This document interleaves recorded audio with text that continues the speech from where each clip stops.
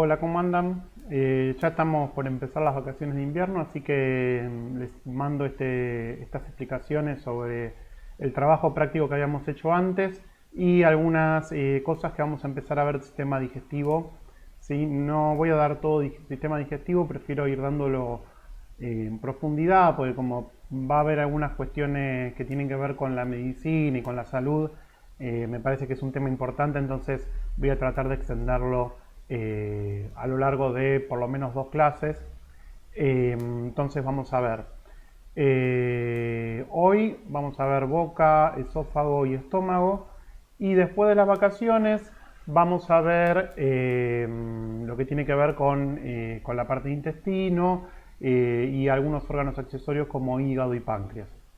Este trabajo práctico lo van a entregar después de las vacaciones de invierno. Yo lo que les recomiendo es que si alguno lo quiere hacer antes y sacárselo de encima, lo hace, pero les recomiendo que se relajen. Los que estuvieron haciendo todos los trabajos prácticos estuvieron muy cargados de tarea durante esta primera mitad del año, así que tómense unos días para relajarse. Yo lo voy a poner con fecha de entrega para fin de la primera semana, o sea, dentro de 3 semanas, para fin de la primera semana después de las vacaciones. Y en general voy a tratar de no estar conectado y de no contestar preguntas sobre la escuela estas 2 semanas de vacaciones. También me voy a tomar un descanso yo. Sé que por lo que vi algunas notificaciones de Classroom me quedaron algunas consultas por contestar. Voy a ver si entre hoy y mañana las contesto, así ya lo terminamos y lo redondeamos todo lo que pudo haber quedado de clases anteriores. Y bueno, vamos a empezar con este trabajo práctico.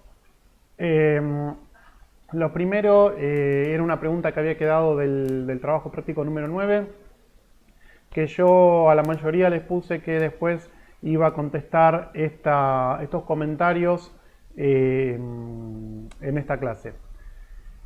Y pasa lo siguiente, vamos a tener que ver algunas cosas que a veces, por cómo lo aprendemos en la escuela, nos quedan como desconectadas, y algunas cuestiones que tienen que ver con cómo vemos el modelo de sistemas del cuerpo que queda recortado o que queda un poco irreal. Lo que yo había preguntado es qué recorrido hace el agua desde que la tomamos hasta que la orinamos. Y en general la mayoría contestó, algunos avanzaron un poco más, otros un poco menos, pero básicamente sabían que entraba por la boca, bajaba por el esófago. Algunos contestaron que llegaba al estómago o a los intestinos, pero había una desconexión entre el sistema digestivo y la uretra, el lugar donde lo deberíamos orinar. Algunos decían que llegaba hasta la vejiga, otros decían que llegaba hasta los riñones, otros decían que llegaba hasta la uretra, algunos decían que llegaba hasta el ano. ¿Por qué pasa esto? Por cómo aprendemos estos temas, nos queda esta desconexión entre sistema digestivo y sistema urinario, que es donde se produce la orina. Bueno, la respuesta a esto sería que nosotros, junto con los alimentos, ingerimos el agua. El agua en realidad se absorbe en el colon, que sería la última parte del intestino. En general el agua, mientras nosotros estamos haciendo la digestión, funciona para que todos los productos de las distintas digestiones sean líquidas y fluyan más fácilmente por el intestino.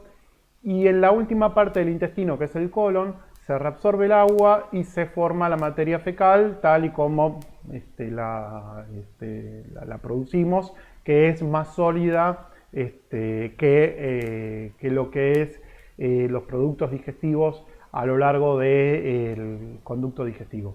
Entonces el agua se absorbe en el colon, ¿sí? O sea que el recorrido del agua llegaría hasta el colon.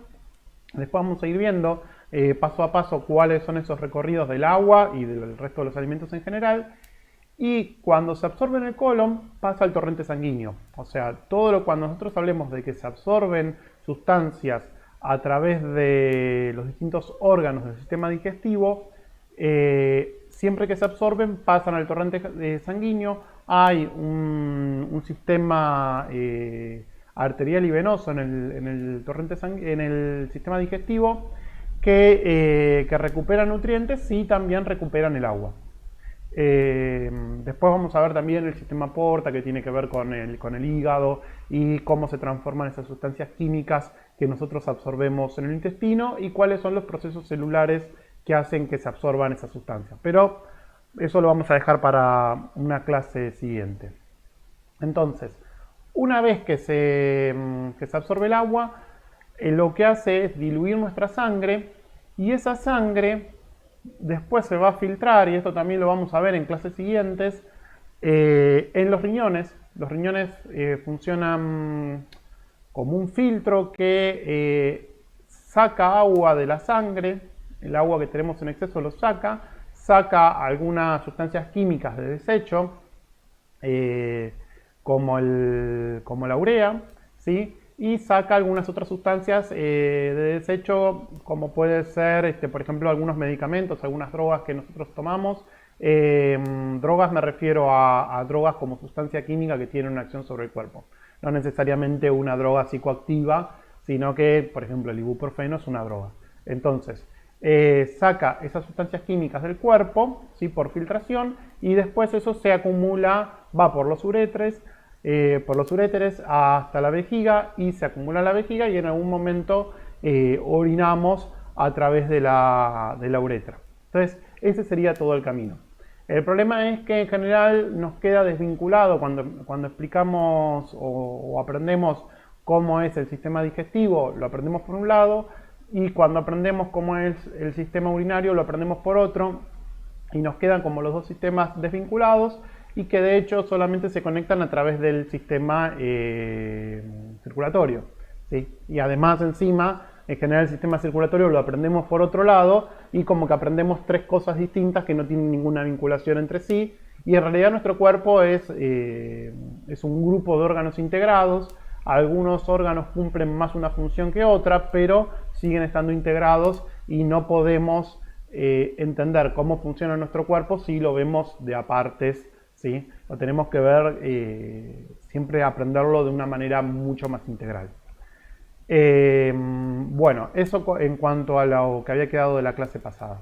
Ahora, vamos a empezar a ver distintas estructuras que tienen que ver con el sistema digestivo. La primera es la dentición. Esta es la dentición humana, la que tengo acá. No sé si la imagen me queda despejada, mejor no voy a señalar, pero yo la tendría a mi derecha, la voy a señalar con el cursor del mouse. Los seres humanos tenemos dos denticiones, una dentición que tienen los niños y otra dentición que tienen los adultos. Y tenemos cuatro incisivos cuatro incisivos superiores y cuatro incisivos inferiores. El nombre de los dientes tiene que ver con su función. Los incisivos en general son dientes achatados, aplanados y afilados, que nos permite cortar el alimento. Tenemos unos caninos, ¿sí? Nuestros caninos están bastante reducidos, serían estos, pero en los animales carnívoros suelen ser colmillos, y esos colmillos, si ustedes tienen un perro o un gato, van a ver que sobresalen bastante. Tiene que ver con el hecho de la caza, de clavarse en la presa y sujetar la presa en la mordida en el momento de la caza. En nuestro caso, nuestros caninos están reducidos y van a cumplir una función de corte, igual que los incisivos, o de masticación, pero está como en una función intermedia por las dimensiones que tienen en el ser humano. Después tenemos los premolares, que son estos, que suelen tener una forma que va a servir para el corte, pero también va a servir para moler alimentos, ¿sí? En la masticación. Y tenemos las muelas, que las muelas tienen la función de moler, por eso se llaman muelas. Son planas, son como si fuesen un yunque, un lugar donde yo puedo golpear. Y lo que van a hacer cuando yo mastico, como si fuese una vaca, y puedo mover la mandíbula de esta manera, yo puedo ir moliendo ciertos alimentos y tiene mucho más que ver con el consumo de vegetales, en el cual yo tengo que moler ciertos alimentos que son un poco más duros. En la historia humana, en algunos momentos el ser humano ha comido semillas crudas y en estos seres humanos, por ejemplo, los molares estaban mucho más desarrollados porque les servía para moler alimentos. En algunos antepasados humanos, simios, eran más cazadores y teníamos los colmillos un poco más desarrollados. En la escala de primates tenemos distintas denticiones más adaptadas a una u a otro tipo de alimentación. El tipo de dentición que tenemos los seres humanos es la dentición clara de un omnívoro, ¿sí? Que podemos comer distintos tipos de alimentos, tanto como carne como vegetales, pero también insectos u otros fuentes de alimento.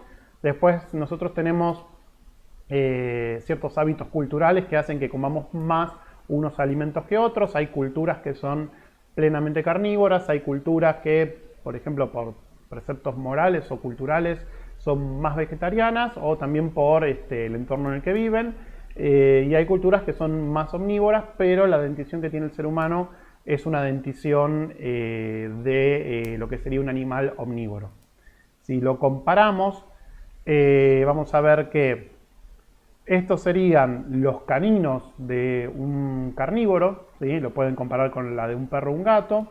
Fíjense que los caninos en los herbívoros son muy chiquititos, de hecho son mucho más alargados y tienen una estructura mucho más parecida a la de los incisivos. En este caso, este animal, estos incisivos le serviría, por ejemplo, si este herbívoro comería hierba, le serviría para cortar la hierba.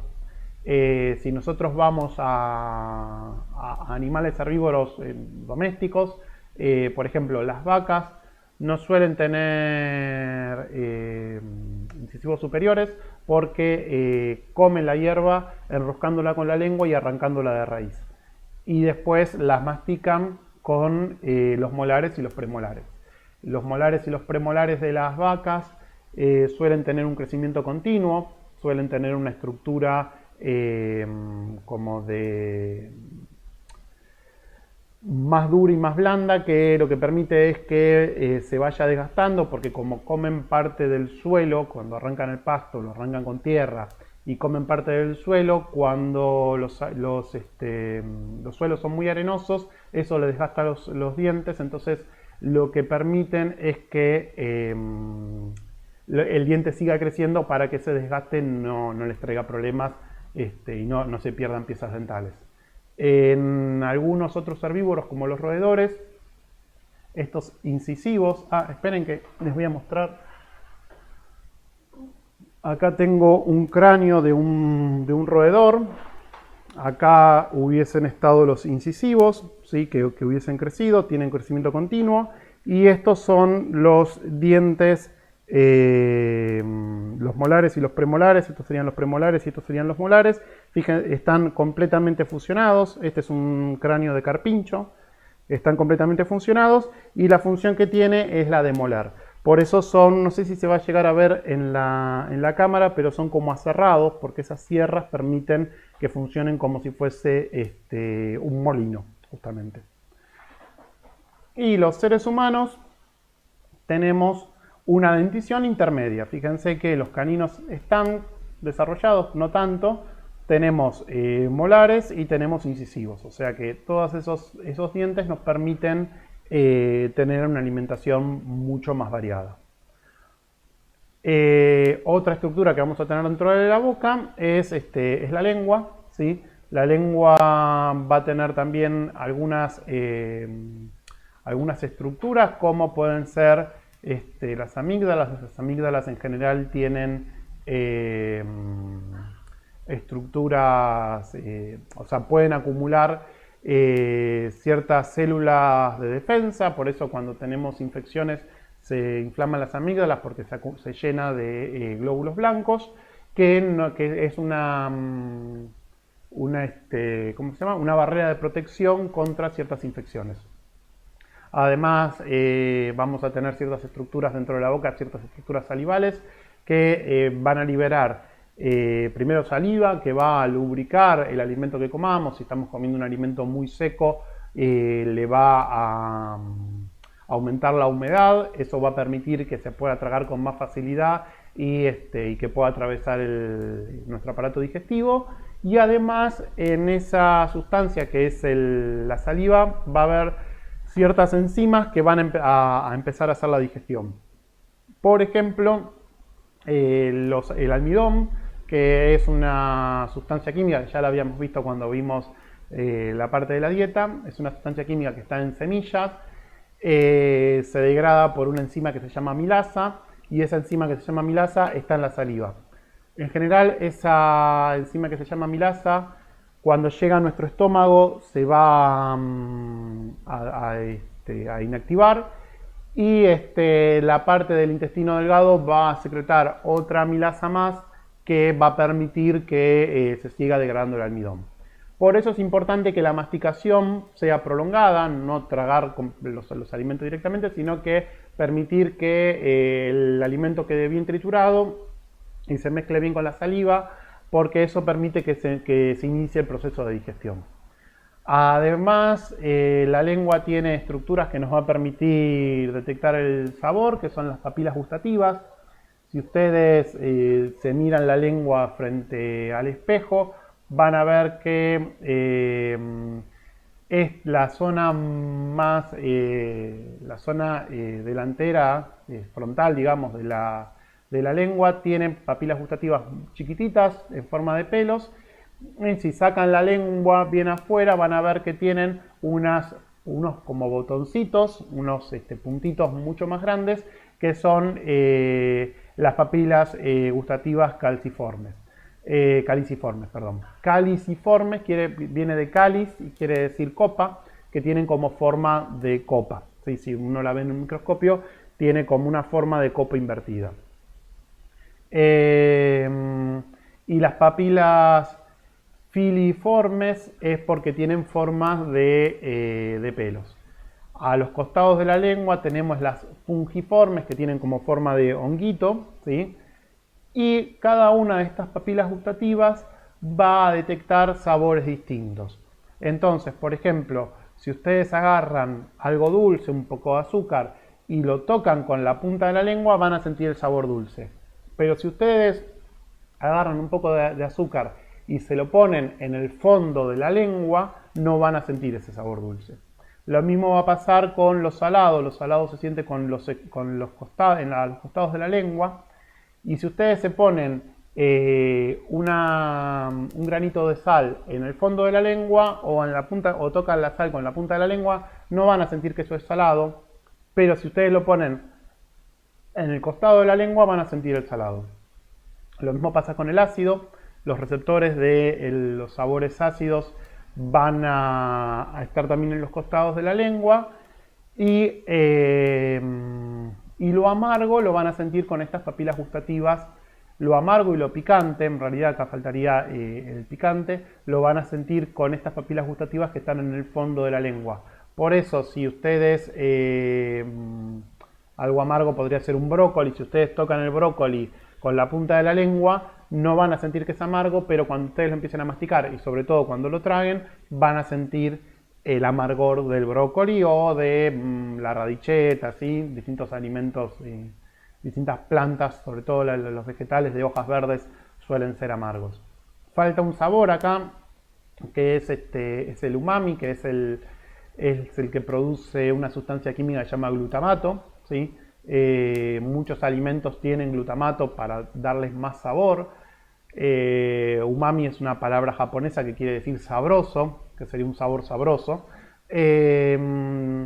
Alimentos que tienen umami, o sea, que tienen este sabor puro, es la salsa de soja, la salsa de ostras, que son preparaciones japonesas.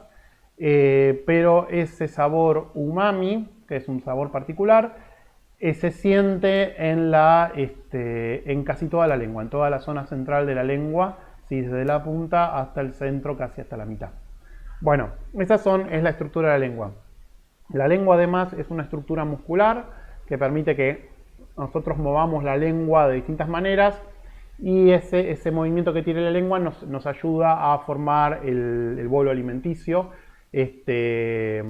aplastarlo contra el paladar, y eso permite que nosotros podamos deglutir. Además, el hecho de que podamos sacar o meter la lengua tiene que ver con que la lengua puede irse hacia atrás y eso puede empujar el bolo alimenticio hacia la faringe, donde después se va a conectar con el esófago para poder tragarlo. Eso creo que es... ahora después les muestro una animación con esas características. Acá tenemos las papilas gustativas, esta que les estaba explicando, vistas con una micrografía electrónica. Acá hay algunas zonas glandulares. Cada puntito de color es un núcleo celular. ¿Se acuerdan que en la primera clase habíamos visto las células y distintos tejidos que tienen células? Estas son las papilas caliciformes, que son estas de acá, son las más grandes, ¿sí? Y tenemos la parte superior es más una estructura de protección, digamos, es un epitelio de protección. Acá tenemos los botones degustativos que no están expuestos en la zona superior, sino que están hacia los costados. Y acá abajo tenemos glándulas que son parte de las glándulas que producen la saliva. Uno de los por qué tenemos glándulas salivales acá es para que los botones gustativos se laven con la saliva que produce esta glándula. Entonces, si yo comí algo en algún momento, esas sustancias químicas que estaban adheridas a los botones gustativos, que es lo que me permite sentir el sabor, se laven, y si yo vuelvo a comer otra cosa, yo sentir el gusto de cada uno de los alimentos que voy comiendo y que no me quede una mezcla de alimentos en la boca, porque si yo estoy comiendo algo que detecto como sabroso, que en general, fisiológicamente, las cosas que yo detecto como sabrosas son nutritivas, y después siento algo que puede llegar a tener un sabor que me puede llegar a alarmar a mí de que eso no es comestible o que que me puede hacer mal, como puede ser algo muy amargo o algo muy picante, yo pueda sentir esas diferencias de sabor porque mis papilas gustativas se lavaron, digamos, ¿sí? Entonces están expuestas otra vez a nuevos sabores. Si eso no pasaría, entonces yo empezaría a mezclar los sabores y no los podría detectar. Ahora, el ser humano usa algunos de estos sabores como condimentos, por ejemplo. Los alimentos muy picantes, las plantas lo desarrollan, los sabores muy picantes, las plantas lo desarrollan para que yo no las coma. Por ejemplo, un pimiento, los mamíferos podemos detectar las sustancias picantes porque las semillas de los pimientos, por ejemplo del ají, cuando atraviesan el intestino de un mamífero, suelen inactivarse, suelen perder su capacidad de germinar.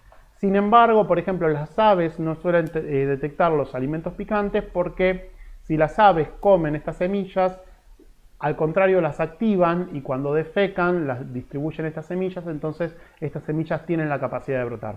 Esa es la diferencia entre, por ejemplo, aves y mamíferos. Entonces, las plantas generaron esta estrategia para poder ser consumidas por aves, pero no por mamíferos. Y eso le da una ventaja evolutiva al ave. Ahora, nosotros logramos usar estos sabores, como la del ajo o los de los pimientos, como condimentos, ¿sí? Eso es una adaptación cultural. Otra vez volvemos. Hay ciertos alimentos que quizás otro mamífero no comería, pero nosotros los seres humanos logramos transformarlos en condimentos y de hecho para la mayoría de las personas son agradables al gusto. Bueno, una vez que nosotros... esperen que A ver, sí, le voy a mostrar primero este video. Acá, ahora me di cuenta que lo ordené un poco más. Acá se ve cómo la lengua se comprime contra el paladar y eso permite que el bolo alimenticio ingrese a la zona del esófago, ¿sí? Esta estructura que tenemos acá es la glotis y acá estaría las cuerdas vocales por debajo. Esto sería lo que se llama epiglotis. Estas estructuras en los seres humanos, además de permitir que el bolo alimenticio no entre en la tráquea y vaya hacia los pulmones, nos sirve para poder fonar. Yo ahora estoy moviendo estas dos estructuras para poder fonar. Sobre todo las cuerdas vocales, que serían estas, pero también la glotis tiene una función también fonatoria. La mayoría de los mamíferos tenemos esta estructura que nos permite hacer sonidos más complejos o menos complejos. Por ejemplo, en el caso de las aves, la glotis solamente sirve para esto, para que la comida no vaya por el conducto respiratorio, y los aparatos fonatorios de las aves están mucho más abajo en la tráquea, en el lugar donde la tráquea se bifurcan los dos bronquios, y es una estructura que se llama siringe. Y no tienen una estructura fonatoria como la nuestra, que es la laringe, sino que tienen dos, y eso le permite a muchas aves hacer sonidos mucho más complejos de los que podemos hacer los mamíferos. Por eso los cantos de las aves suelen ser tan complejos. En algunas aves, hay un grupo de aves que se llama paseriformes, que tienen estas estructuras muy desarrolladas y les permiten hacer cantos complejos. Y por eso, para el canto de muchas aves, los seres humanos no las vamos a poder imitar perfectamente porque no tenemos la estructura fonatoria que tienen las aves. Pero bueno, volvemos a esta filmina, donde yo lo que muestro es el esófago. El esófago es una estructura muscular, ¿sí?, que tiene distintas estructuras, como por ejemplo los esfínteres. Los esfínteres son estos angostamientos del esófago. El esófago, al ser muscular, igualmente esos angostamientos pueden abrirse y cerrarse, y eso lo que permite es que cuando yo trago el alimento después no suba por el aparato digestivo, sino que es como unidireccional. Hay un esfínter superior y un esfínter inferior. El esfínter inferior sobre todo lo que hace es cerrar el paso entre el estómago y el resto del esófago, y el esfínter superior es uno de los canales donde como uno de los controles, digamos, para que la comida no ascienda. El esófago está adherido a la tráquea. Si ustedes se tocan en el cuello, esto que se tocan, que es medio durito acá en el cuello, en la zona delantera, es la tráquea. Detrás tenemos el esófago, y el esófago está mediante tejido conectivo unido a la tráquea, ¿sí? Bueno, y ahora sí les muestro estas animaciones. Entonces acá tenemos el bolo alimenticio que pasa de la boca a la glotis. En el momento que va a pasar el bolo alimenticio se cierra. Fíjense que la lengua está elevando este hueso, que lo que permite es que la glotis se cierre, ¿sí? Entonces hay toda una estructura coordinada, y la musculatura de la lengua también lo que permite es eso, que la glotis se cierre, de manera tal de que aunque nosotros estemos en una posición que no sea la vertical, esta estructura funciona igual y es difícil que nos atragantemos. Hay muchos mamíferos que, por ejemplo, pueden comer, como los monos, que pueden comer boca abajo, y eso es posible gracias a que esto es toda una estructura muscular, no es una estructura. Uno cuando lo ve en un libro puede parecer que el esófago es como un caño de desagüe, pero no, es una estructura muscular que la mayor parte del tiempo está cerrada. Si se fijan acá, hasta que pasa el bolo alimenticio está cerrado. Esa es otra cosa que les quiero aclarar. Cuando nosotros vemos ciertos gráficos en los libros de texto, Por ejemplo, van a mostrar la tráquea adelante, el esófago atrás, pero el esófago lo van a dibujar como si fuese un tubo abierto, ¿sí? Con un espacio. En realidad el esófago suele estar cerrado, sus paredes suelen estar apoyadas una sobre la otra y se abren cuando pasa el bolo alimenticio. En esta filmina se ve como el esófago. No encontré una filmina que mostraba todo el tránsito del bolo alimenticio, entonces puse varias que muestran distintas partes, pero cuando empieza la animación se ve cómo el esófago se va afinando y engrosando a medida que va pasando el bolo alimenticio. Eso es porque hay una musculatura que permite hacer ese movimiento. Acá se ve mejor en esta animación. Nosotros vamos a tener estos circulitos, representan fibras musculares radiales, ¿sí? que estarían, serían como anillos de músculo que están alrededor del esófago, y después estas líneas que tenemos acá son fibras musculares longitudinales. Entonces las longitudinales contraen o alargan el esófago, y las radiales achican o agrandan el espacio que está dentro del esófago. Eso lo que permite es ir impulsando el bolo alimenticio hacia abajo. Si quieren, piénsenlo que es algo parecido a cómo se mueve una lombriz. ¿Sí? Que en la lombriz como que se va a contraer y se va a alargar, y eso va a permitir que la lombriz se vaya moviendo. El movimiento es muy parecido. De hecho, las lombrices, para hacer ese movimiento, tienen como se llama, fibras musculares radiales y longitudinales que le permite hacer ese movimiento. La fisiología de ese movimiento es muy parecida tanto en nuestro sistema digestivo como en una lombriz, ¿sí? Pero piensen en el movimiento así como el de una lombriz. Y acá lo que podemos ver es otro preparado histológico. Yo les voy a ir mostrando cómo es la histología, cómo están compuestas las células de cada una de estas estructuras. Esta línea, este es el espacio del esófago, fíjense que está como colapsado. Como estas son células que se fijaron en un pedacito de cera, se las cortaron finitas, se las pegaron sobre un vidrio y se las tiñeron, no va a ser la forma natural que tiene el esófago. Probablemente el esófago se vería como una estructura así, con esta luz del órgano, con este espacio que tiene dentro del órgano, muy finito y mucho más alargado.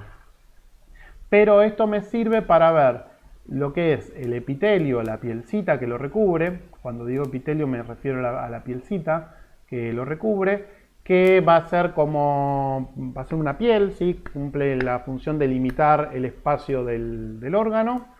Y acá lo que vamos a tener es esta estructura más clara que está alrededor de esa piel, van a ser las fibras musculares radiales, que son estas que están acá. Y esta estructura que se ve acá, ¿sí? Todo lo que rodea acá, son las fibras musculares cortadas, ¿sí? Como si yo las hubiese, si la fibra fuese así, yo la corté de esta manera, corté la fibra básicamente, y serían las fibras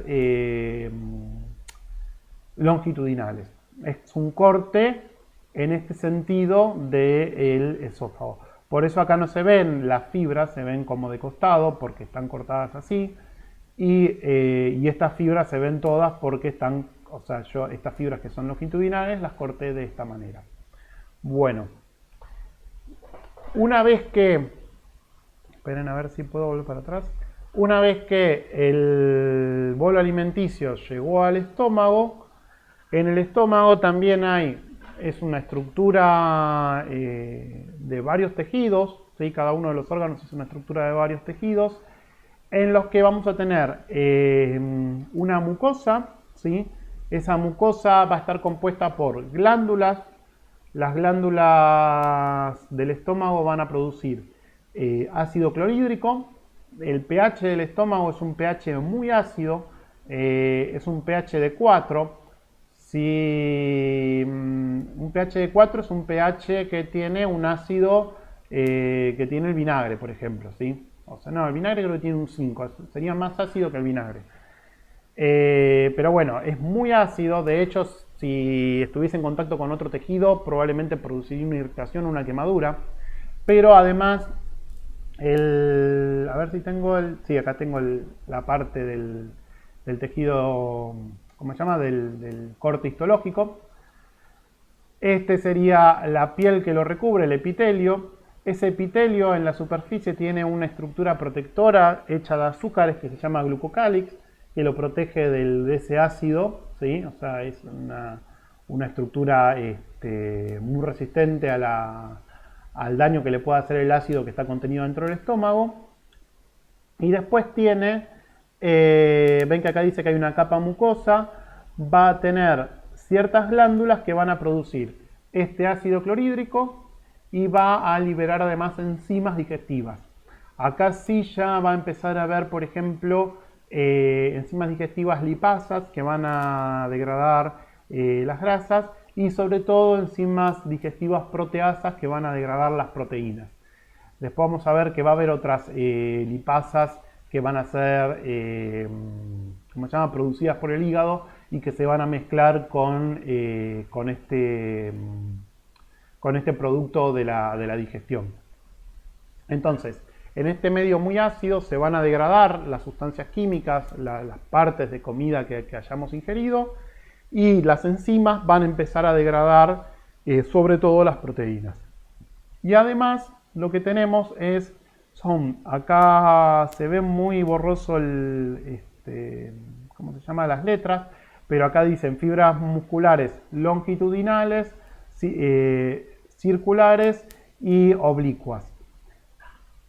Longitudinales, radiales, ¿sí?, que rodean al estómago, y oblicuas.